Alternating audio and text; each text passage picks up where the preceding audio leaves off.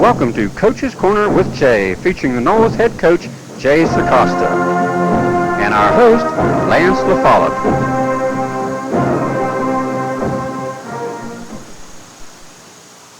For your convenience and peace of mind, AmeriDrive by Stark offers team driver education in these locations: Woodsfield, St. Clairsville, Winnersville, Martins Ferry, New Philadelphia, Marietta, Harrison Central, and Buckeye Local. 3 weeks of classroom study is held on Monday, Tuesday, and Thursday evenings. State licensed and certified by the Ohio Department of Public Safety, AmeriDrive has been teaching teens and adults to drive for 20 years. 8 hours of one-on-one behind-the-wheel instruction is scheduled at convenient times. Call AmeriDrive by Stark at 1-800-YOU-DRIVE-2. No matter what the weather is, you can work out year-round at Transforming Physiques. For your convenience, new owner Kristen Rossiter has extended the hours. Students have the opportunity to work out before school, after school, or on Saturdays. Monday, Wednesday, and Friday, come out at 6 a.m. and get your exercise in before going to work. Adult, student, and family memberships are available. They now have 2 tanning beds and stock the best of tanning supplies. Stop out to see a large variety of sports drinks, diet bars, supplements, vitamins, and sports attire. Now is the time to start transforming your physique. Good evening, and welcome to Coach's Corner. Week 2's in the books. It was a rainy one, and we took an extra night to get it in, but the Seminoles got it done, 34-3 over the Shadyside Tigers. Coach, it was a lot easier than anyone expected it to be. Well, including myself, Lance, with a team like Shadyside and the experience that they had coming back from last year's team, like 10 starters returned, out 11 on offense and about 9 or 10 on defense. They were loaded with experience, loaded with veterans, loaded with people that played in a couple playoff, runs the last couple years. So, it was definitely a satisfying win. I think we really kind of shocked and surprised a lot of people in doing what we did in coming up a winner by the score that we came up by. I think a lot of people expected a little closer game. In fact, I feel that I expected one myself.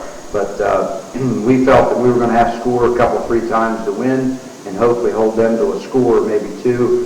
We held them to a field goal, which is a tremendous effort by our defense, and then the offense put some points on the board. So a big win in week number 2. Okay. Well, let's talk about Friday night first. Quite a rain we got, and the lightning just kept coming, and actually there was no chance of getting it in. It was still lightning at 11 o'clock. First time since, I believe, the 1976 season, or possibly 1975 football season, I guess, that we've had a rain out.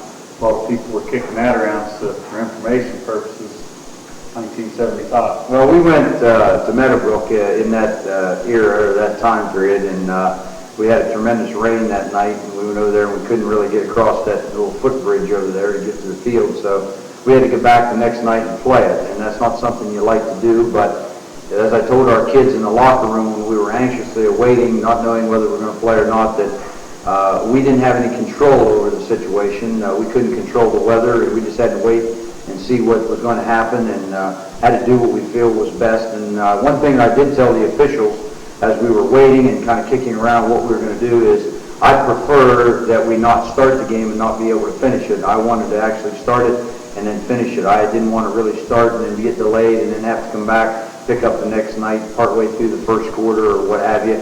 So it worked out pretty good. It really didn't get bad until we got into the locker room right before the game, and then it let loose. And actually it kept lightning, and that's what kept us from playing, not so much the rain, but the lightning. And it got worse as the night progressed, and about quarter till we decided that we were going to call it off and play it the next day, and I think that was the best decision for all because we did have a pretty nice night the next night. The field was still a little bit soft and soggy, but it was a much better night than it was at Friday, that's for sure. Well, given the field conditions, the rain, you would have thought it would have been an advantage with us primarily a running team, them primarily a passing team. So you had to thought there might have been an advantage into getting that game in Friday night. Turns out, as you said, the field wasn't that bad on Saturday night. Actually, the Noles just got it done. Shadyside didn't have any excuses.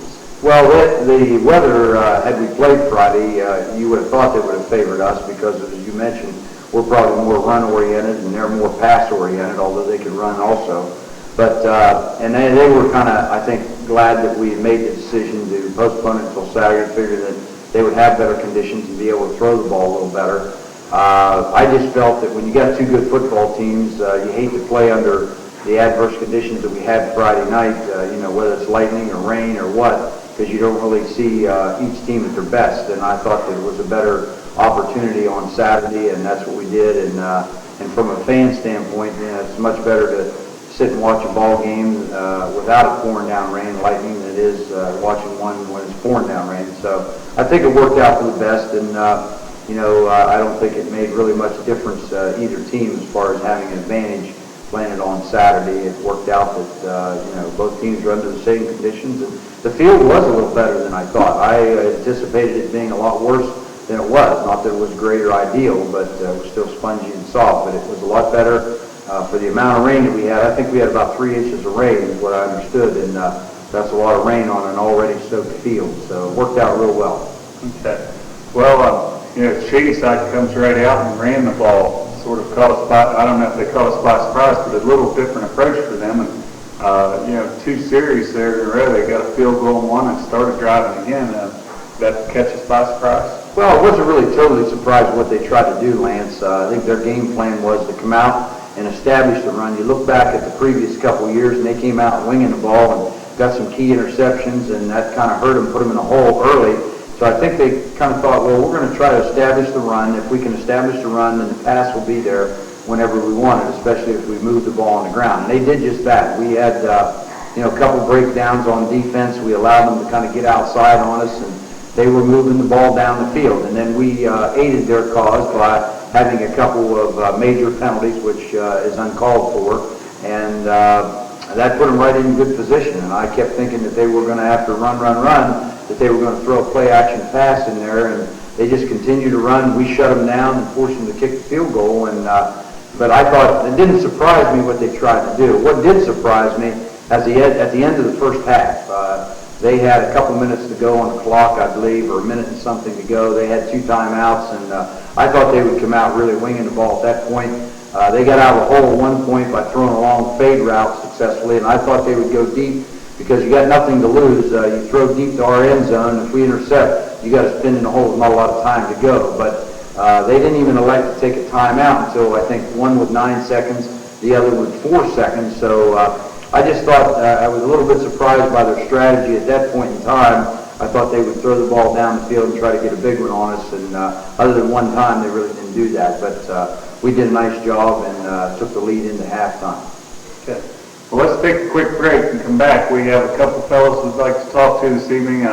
Had good games last week along with a lot of other guys, but after this break, we'll be back with number 55, Curtis Merrick. New name, same great service.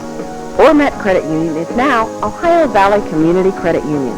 Visit us in our new facility in Hannibal, built with more convenient parking and easier drive-through. If you live, work, or attend school in Belmont or Monroe counties, you are eligible for membership in the Ohio Valley Community Credit Union. To serve you better, we also have locations in St. Clairsville and Clarington. Ohio Valley Community Credit Union. Community is our middle name. Hi, I'm Bill Reesbeck. You heard me talk many times about how we offer you the best variety at the best possible price every day. And we do it with no cards, no gimmicks, no hassle. Just like you, we're working to get the most we can for the money we spend. So if these things are important to you, come home to Reesbeck. We'll even add customer service as we continue what Grandma started over 70 years ago. We're back with number 55, Curtis Merrick, a two-way tackle for the Seminoles. Chris, I guess first thing I want to ask you, Coach and I talked about earlier in the show, that Shadyside come out and tried to run the ball. That's probably not what we worked most on in the practices last week, was it? No, we basically worked on pass rush and stuff like that because we thought they were going to come out and pass a lot, so it was a bit of a surprise. Take some adjustment. Looked like we adjusted pretty well after that second series and shut things down, for the most part, both ways. Let's touch on your kicking. You 4 for 5 in the extra points the other night, which is a pretty good night. Is this something that you just picked up this year, or tell me about it? No, my first year was my freshman year. I just tried it out to see if I could do it, and I did pretty good at it, so the coach told me to do it, and I did pretty good at it, so I just started kicking. You know, Seminoles are 2-0 now, and big game this week at River. I know you probably see several of the football players around. How's the preparations going this week as far as the big game? Well, we don't seem like we're up as much as we were last week because they're a 0-2 team, but we'll be ready by Friday. Coach, you know, you talked earlier, we lost 4 out of 5 starters on that offensive line, and there was a lot of concern about, you know, that front wall. That's a concern with every coach every year, but these guys seem to have stepped it up in weeks 1 and 2. No, both on offense and defense, Lance. We talked in our first show about losing 4 out of 5 on both the offense and defensive side, and Curtis is one of the guys that we felt could step in there based on what he had done in the last couple of years. The experience that he got in the reserve games, he got a lot bigger, and we felt that he was big enough and strong enough, and he had enough experience that he could step in there and do the job, and he's done that, and I think he'll just continue to get better as he gets more experience. You got to understand that that's only the second game this past Saturday that he had an opportunity to play in as far as varsity role from start to finish, and so I think he'll continue to get better as he goes on, as he progresses and learns from his experience at the varsity level. And, you know, as far as his kicking game, the kicking game, you mentioned that. I remember back when Curtis started out and wanted to kick off, I remember him asking if he could take a ball home, and his freshman and sophomore year, he'd take a ball home and practice kicking, and it's paid off because he's doing a pretty nice job. Naturally, there's room for improvement. What we're not totally satisfied, and I know Curtis is not, and I'm not, in the fact that he really boomed the ball in practice, preseason drills, as far as kicking off. He's consistently getting the ball inside the 10-yard line, and that's something we have to work on. We've experimented a little bit. We got him a new kicking shoe, and I told him I wanted him to, you know, work with that and kind of experiment and see what he felt he could do best. But we need to get the kickoffs a little bit deeper. Last week, they had a couple returns. In fact, one of the key points of the game was the opening of the second half. They returned the kick almost all the way for a touchdown. Luckily, Josh Hishy made a game-saving tackle, and fortunately on that play, they had a holding call, and it brought the ball back. They were inside our 20 or inside our 30-yard line. Had they attacked on the score real quick in the second half, it'd have been a 14-10 ball game and anybody's game at that point. So something we need to do is try to get him to kick the ball a little deeper so that we can try to get teams starting from inside their 20-yard line or inside. Extra point-wise, he's continued to improve, and as you mentioned, 4 out of 5. We had a bad snap last week, but he boomed some through, so we hope that he can continue, I'm sure he will, to improve as far as the kicking game, because those extra points are important, those kickoffs are important, and Curtis would play a vital role as far as our field position is concerned with the kicking game. Okay. Well, Curtis, I asked a lot of guys, you know, offense, defense, what your favorite side of the ball is. I can throw in the kicking game with you. Do you have a favorite there? Not really. I can just play wherever. Okay. Well, hey, keep up the good work. Got us off to a 2-0 start, 2 big wins, and you mentioned no letdowns, and so good luck in getting everybody going this week. Thanks. We're going to take a quick break and come back with number 25, Ryan Ferguson, right after this. FW Shoemaker Insurance Agency celebrating 100 years of service to our community. FW Shoemaker is an independent agency representing many reputable companies for all of your insurance needs. Only the most professional agencies represent Woodsfield Insurance. The best of the best are recognized as Woodsfield Platinum agencies, and FW Shoemaker is proud to be a Platinum agency. FW Shoemaker Insurance and the Monroe Central Seminoles, 2 winning traditions.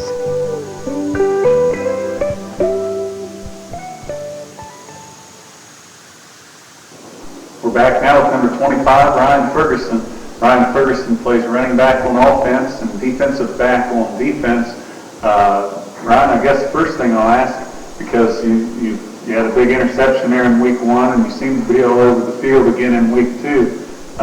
When do we see you on defense? Because you come in and out so much.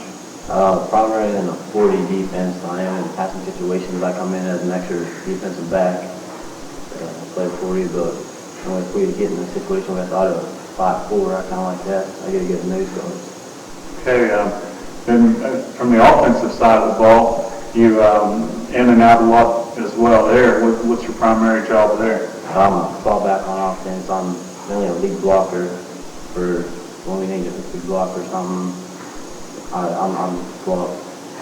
When you also play a lot on the kickoff team, and there's headhunter positions. We've seen guys in the past who have that job. You seem to be down there a lot. Is that one of your jobs on that? Or? Yeah, I'm one on our kickoff team, and I'm good at the ball, find the ball, make the tackle. So I just go in wherever the ball is what I'm supposed to go. I mean, that's a lot easier, and then probably 10 times more fun. Yeah, it's a lot funner. Have to break down and your lanes away.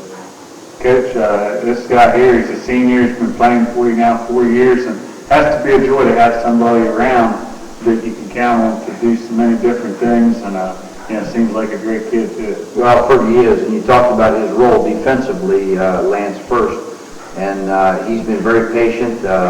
He's not been what you call a starter, but he's played a very important role as far as our defense is concerned. You mentioned about the first game he came up with a key interception, a great break on the ball, made a tremendous catch.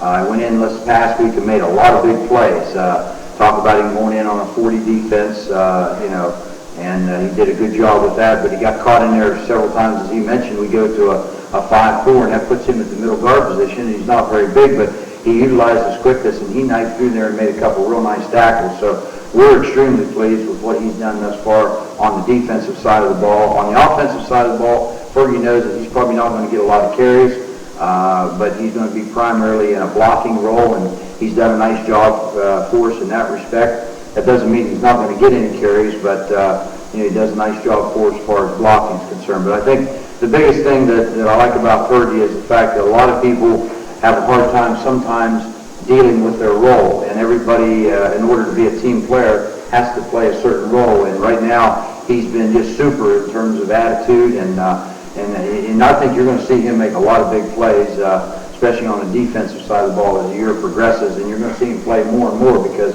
we talked about the other day that there's no doubt we're going to get him in there, and we'll be able to give some of the other people a little bit of a break, and we know and feel confident that he's going to go in there and do an excellent job. But to have that kind of an attitude toward and be a team player is extremely important, and that's what makes a team, and that's what makes a team successful. So we're real pleased with what Fergie's done.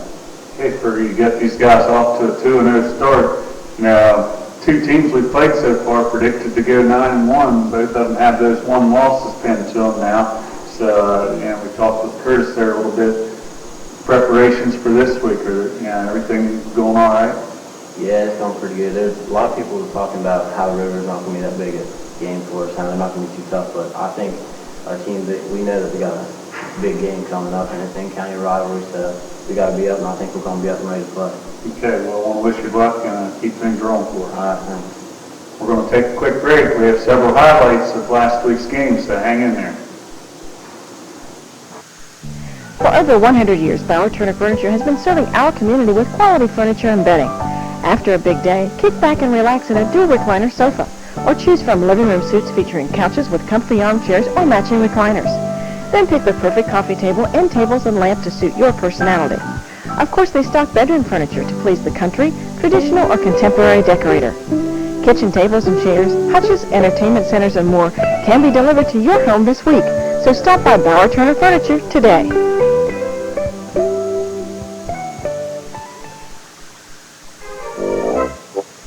McDonald's of Woodsfield is not just great food and lots of fun, it's a vital part of our community. Perla and Dell strongly believe in supporting our kids, both in school and in extracurricular activities. That's why McDonald's is proud to be the exclusive halftime sponsor for the Monroe Central Seminoles. They're happy to support our players, our cheerleaders, and our band. After the game, celebrate at McDonald's of Woodsfield, where we love to make you smile.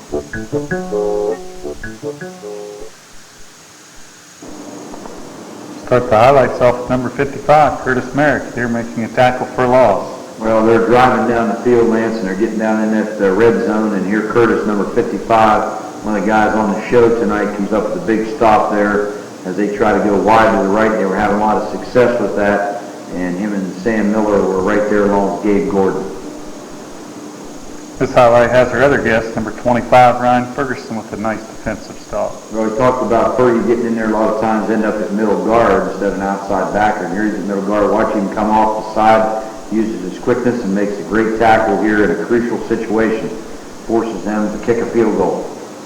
Josh Issue picks up nice yardage around left end. Now here, operating out of the shotgun formation, Josh will take the ball off the left side and does a nice job eluding the first tackler or two and picks up nice yardage. Here we have Aaron Brown putting a big hit on the Shadyside ball carrier. Well, it just goes to show you, Lance, you don't have to be big to play this game as long as you're aggressive. Right there, Brownie, number 30, puts a nice hit on the Shadyside ball carrier and stops him for basically no gain. Josh Issue shows another threat, his punt returning, as he catches this one on the run for a big return. Picking up where he left off last year, he did a tremendous job for us last year. Right here, it puts us in great field position.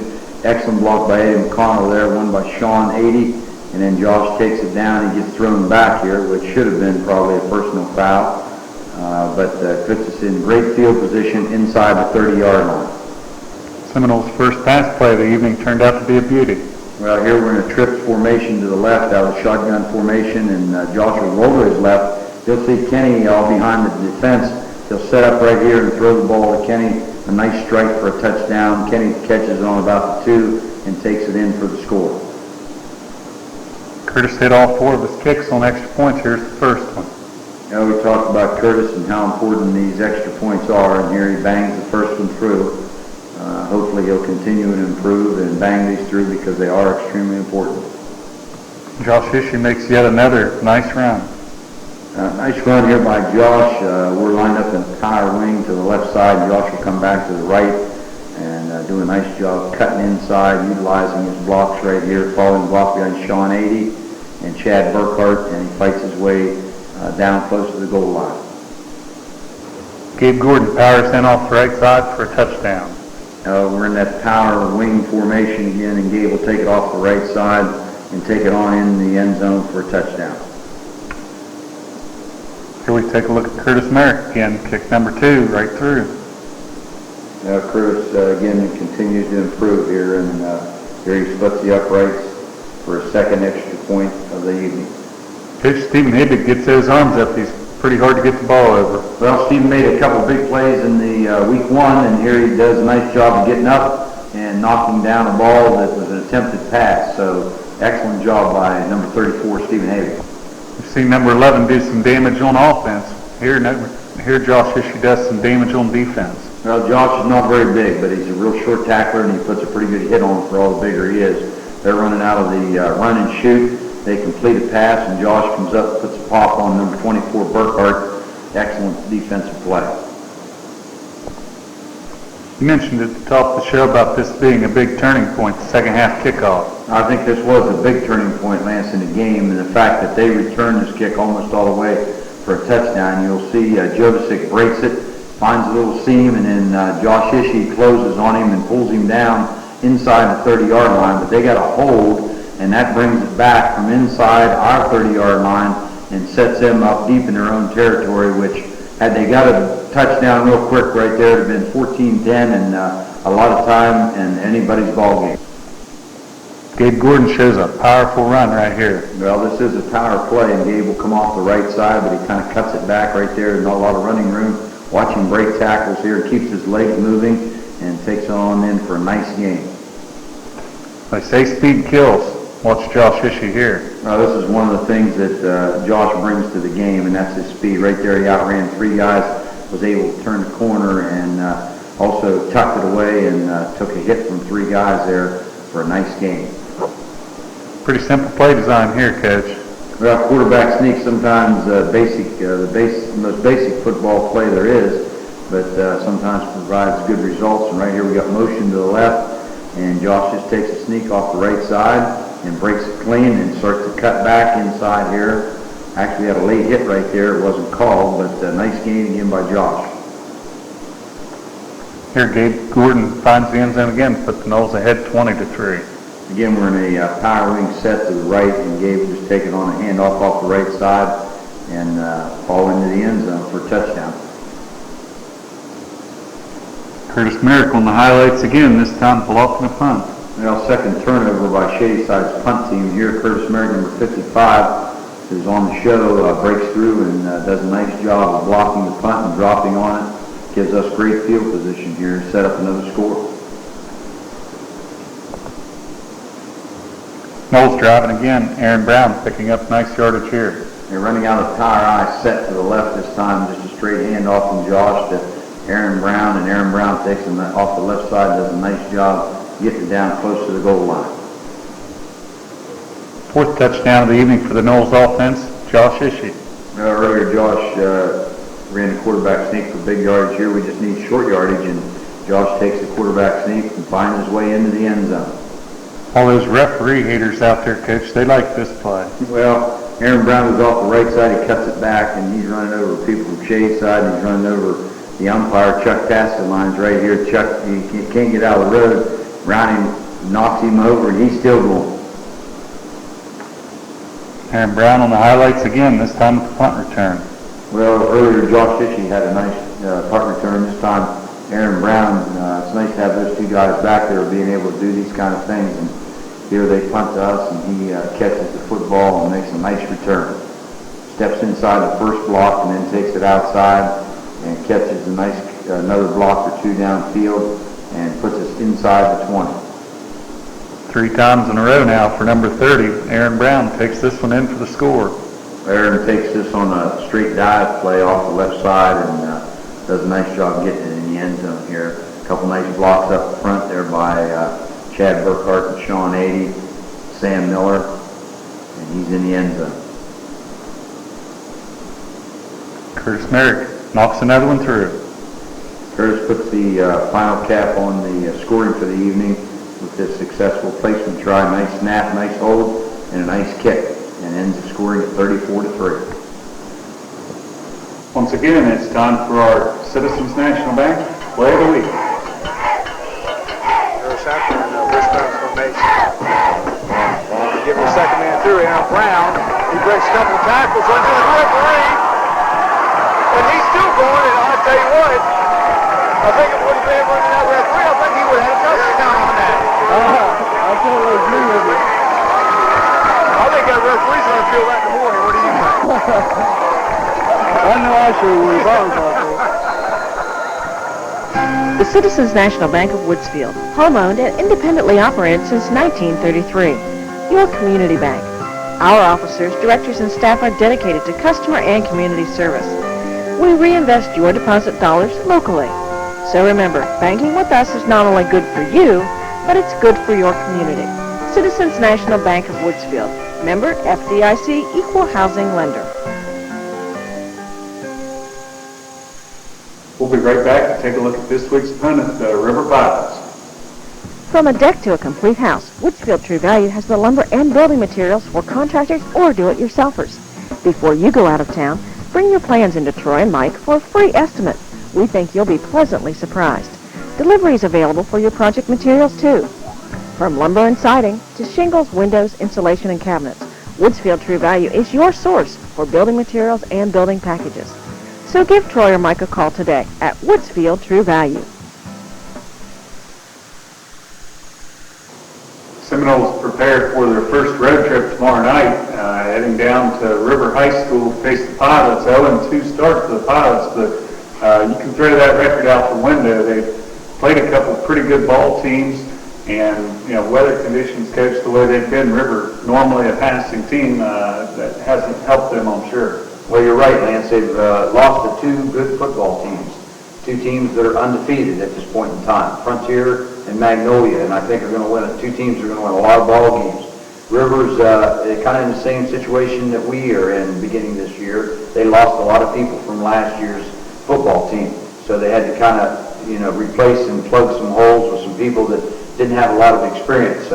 And they have a new quarterback like we have a new quarterback. They have some new people on the offensive line. I think they have 1 returning lineman back. But the one thing about River is they're very big. They're very big up front especially. We'll talk about that in a little bit. But as we mentioned, they're 0-2. In both of those games, they led. They led Frontier in game 1 and got beat 40-13. And they led Magnolia in game 2, which actually started on Friday. It was 6-6 with 2 minutes to go in the first quarter, and then they had to continue it on Saturday and ended up losing 30-12. But they had the lead in that game also.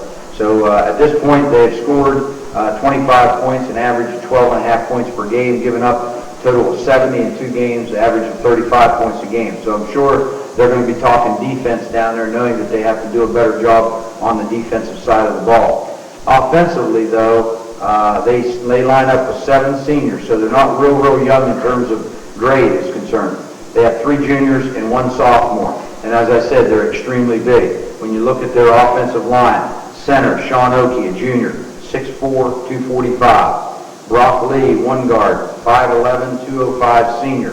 The other guard, Toby Willis, junior, 6'3", 220. The tackles, Nathan Eggleston, 6'4", 225, and Drew Whitaker, 5'11", 255. Their tight end is one of their go-to guys. I think he had 6 or 7 catches at least in game 1 against Frontier. Kellen Kish, number 15, 6'3", 205. And another guy that they go to as a receiver quite frequently is their leading receiver from last year, Ryan Whitlatch, number 7, a senior, 5'10", 155. The flanker in their offense, Dusty Miller, a senior, 5'11", 160. In the backfield, they started out thinking that maybe Whitlatch would be their quarterback. They have a transfer from Shadyside, who was a backup at Shadyside, Bart Boner. He's a junior, 6 foot, 160. He got the starting nod last week, and we anticipate he'll probably play this week. We may also see Whitlatch in there.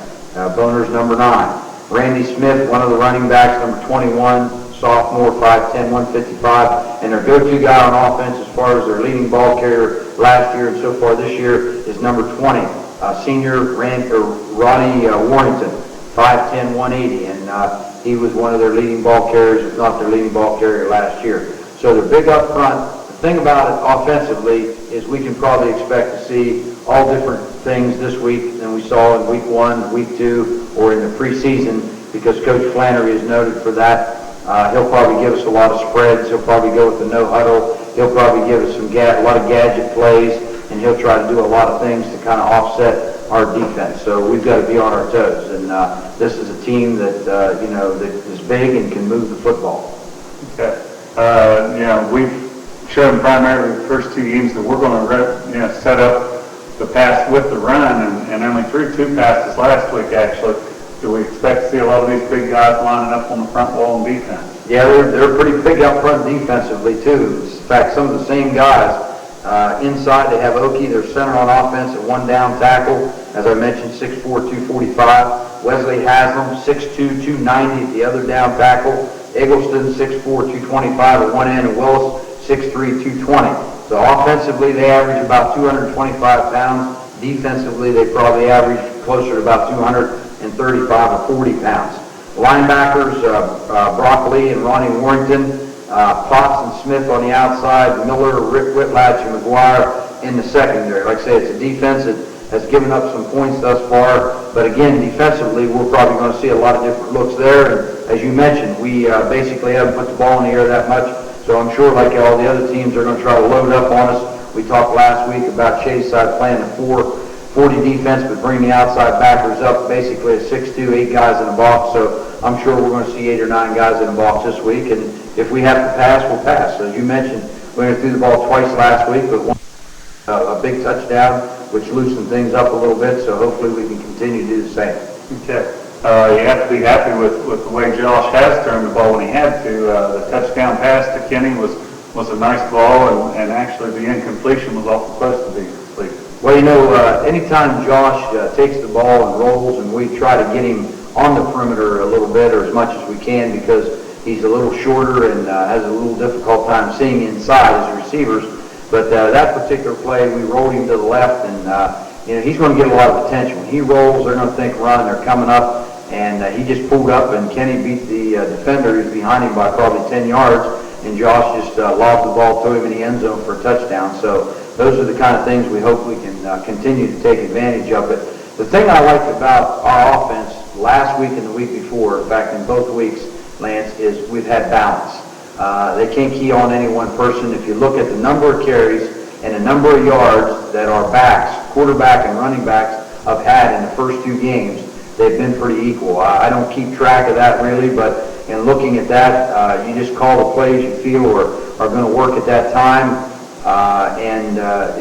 It worked out that I think one of those backs had like 12 carries last week and the other two had 10. And yardage-wise, it was like 70, 70, and 60-something. First week, it was pretty even, too. And when you have that kind of a bounce, I'd much rather have that than have one guy rushing for over 100 yards and the other guy's only getting 5 or 10 yards, because it does put a lot of pressure on the defense to think, who's going to get the ball next. And if all three guys can do the job, and then you throw a few other guys in like Fergie and Sean and Tyler, that's going to help us tremendously.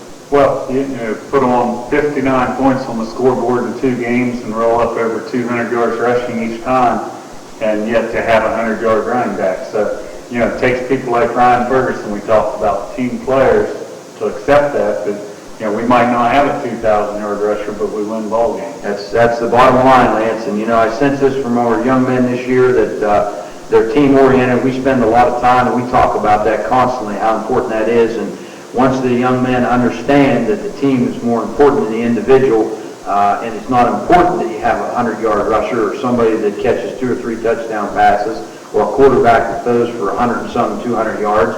As long as you get the job done and you put that win up in the win column is what's important. And if we can continue to do that, we'll be tickled to death. Okay, weather cooling off a little bit, bumps and bruises wise, what's our health look like? Pretty good shape physically, and I'm glad you mentioned that, Lance, because that's a key. No one really, not a lot of people really understand or concerned that much about that until you have an injury. But we had Josh go down with, Dan went down with some cramps in game 1. Josh went down with a pretty serious cramp last week, and we hope that we get that under control. But nobody realizes how important it is to keep everybody healthy. Gabe had a little bit of a hyperextended knee in game 1, but they seem to be fine last week, and I think so far, knock on wood, I hope that we'll continue to do that. Okay. Well, we're going to take our final break and come back and wrap things up right after this message. I'm not buying till I check Doane Ford. When it comes to the regular maintenance of your Ford, Lincoln, or Mercury, come to the service department at Doane Ford. From oil changes and brake work to alignments and major repairs, the service department at Doane's has state-of-the-art equipment and factory-trained technicians to keep you on the road. And for all types of body work, remember, Doane Ford's Collision Center is a direct repair shop for all major insurance companies. I'm not buying till I check Doane Ford. Since 1887, folks have trusted Woodsfield Savings Bank with their financial needs. So when you need someone to lead you with your financial decisions, come to the friendly folks at Woodsfield Savings Bank, where customers count. Because of your busy schedule, we offer a drive-through and night deposit box, as well as convenient parking, direct deposit, and automatic payments. The folks at Woodsfield Savings Bank truly believe that making an investment in our kids brings the biggest return to our community.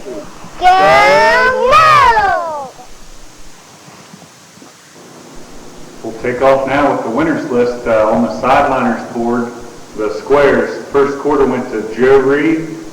The halftime score went to George Block. Brad Habick won the third quarter score, and George Block won the final score also. So congratulations to those winners. $516 50-50 this past weekend, and that went to a former player of yours, Rick Schiff. I'm sure he invited you over for food afterwards. He didn't call me. They probably spent all that on some pop and chips, I imagine. Well, congratulations, Rick, on that. Coach, it's never too early, I guess, and it seems like we're bringing this up earlier, but I've been getting 50 or 200 club renewals already, so something to be said there. Well, that's getting started, Lance. In fact, the letters are going to be, were sent out tonight, and so those people that have been in the 200 club before will be receiving their renewal notices in the mail. Anybody that hasn't been in the 200 club and would like to join, we welcome you in. It costs $50. You've got 110 chances to win throughout the course of the year. We draw 2 $25 winners each week. You also get an opportunity to go to the party. If you're coming in as a new member, you still get to go to the party. In fact, you get the opportunity to attend 2 parties this year, and then by being a member, you get to come to the party next year. So it all goes to a good cause. It supports the football program and enables us to do a lot of things for our young men. So if you've been in before, we'd appreciate you getting your money back in and renewing. If you haven't been in, we'd appreciate and we'd like to have you in. And as we said before, it's a 200 club until we get to 300, and it'll become a 300 club but we hope that you get your renewals taken care of as soon as possible, because there'll be an early bird special, just like in the past. You have an opportunity to win a colored TV if you get in by a certain date, which we'll have that date on next week for you. But the sooner you get in, the better off you are. So sign up and join now.